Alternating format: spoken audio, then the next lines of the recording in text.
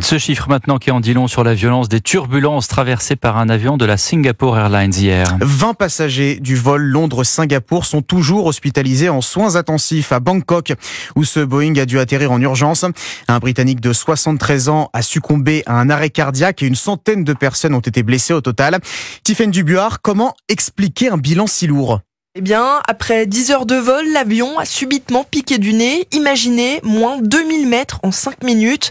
Le choc a probablement été exacerbé par l'absence de signes avant-coureurs, s'avance Bertrand Villemer, spécialiste aéronautique. Normalement, des turbulences de cette violence, c'est bien normalement, il y a des prémices. Vous avez des petites turbulences. Vous avez l'avion qui vole comme si vous étiez sur une voiture qui était en train de rouler sur des tôles ondulées, vous voyez. Ça vibre un petit peu fort. Autant de passagers, ça veut dire qu'ils n'étaient pas attachés. Certains n'étaient pas attachés. Si on leur a pas demandé de s'attacher, c'est que le pilote n'a pas pu prévoir. Ça, c'est possible. Reste à déterminer les conditions exactes de l'incident. L'avion aurait traversé la zone de convergence intertropicale, un espace où les masses d'air de l'hémisphère nord et de l'hémisphère sud se rencontrent et peuvent provoquer des turbulences brutales.